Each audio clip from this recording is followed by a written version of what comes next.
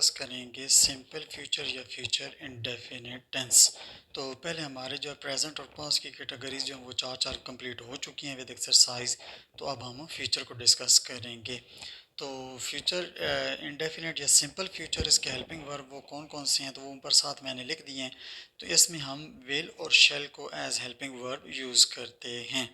उसके बाद नेक्स्ट मैंने इसकी पहचान लिखी है। तो इसकी पहचान क्या है, तो उर्दू जुमले के आखिर में गा, गी, गे, ये जो इस तरह के वर्ड आएंगे। मसलन उर्दू का सेंटेंस आता है वो लाहौर जाएगा, वो सबक पढ़ेगा, वो लाहौर जाएंगे।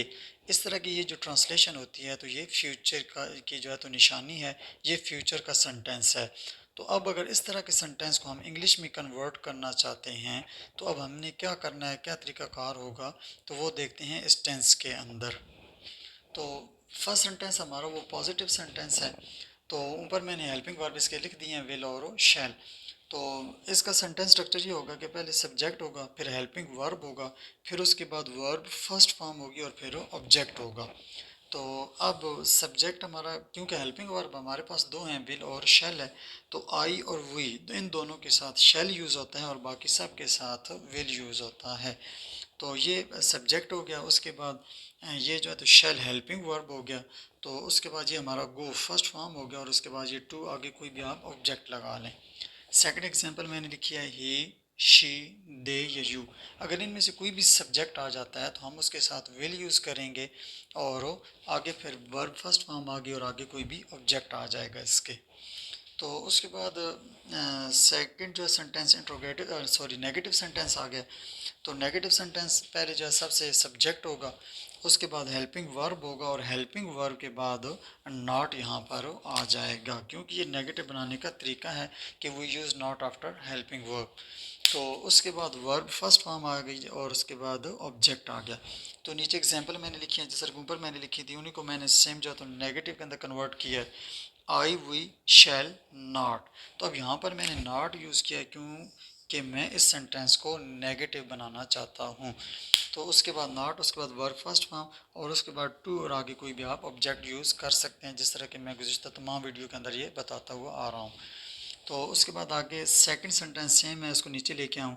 मसलन ही, शी, दे या यू, इनमें से कोई भी अगर आप एज अ सब्जेक्ट यूज़ करते हैं तो उसके साथ विल आएगा, फिर वर्ब की फर्स्ट फॉर्म हो जाएगी और फिर सॉरी नेगेटिव क्यों बना रहे हैं, तो हेल्पिंग वर्ब के बाद नॉट आ गया, फिर आगे वर्ब फर्स्ट फॉर्म और आगे ऑब्जेक्ट।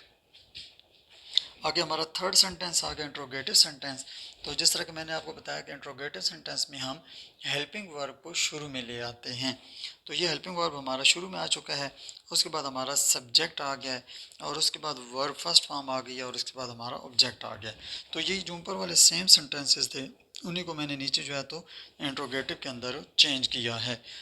तो गुज़िश्ता वीडियो के अंदर मैंने ये बात भी आपको बताई थी कि अगर सिंगल किसी बंदे का नाम आ जाता है या जिन जगह पे ही और शी यूज़ हो रहा होता है तो आप उनको सिंगल किसी के नाम के साथ हो चेंज कन्वर्ट कर सकते हैं।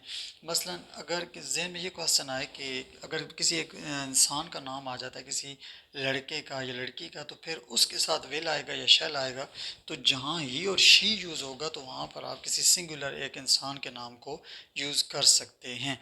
हाँ, अगर प्लूरल हो तो फिर वो दे वाली जगह के जो है ना साथ रिप्लेस हो सकता है। फॉर एग्ज़ाम्पल अगर मैं कहता हूँ स्टूडेंट्स, तो फिर जो है ना वो सिंगुलर हो स्टूडेंट या स्टूडेंट्स प्लूरल हो, दोनों के साथ जो है तो विल ही आएगा। तो नेक्स्ट वीडियो में हम इसकी करेंगे एक छोटी सी एक्सरसाइज, जिससे जो है तो हमें ये सेंटेंस जो है तो अच्छे तरीके से आ जाएगा। तो मिलते हैं नेक्स्ट वीडियो में इसकी एक्सरसाइज के साथ, तब तक के लिए इजाज़त, अल्लाह।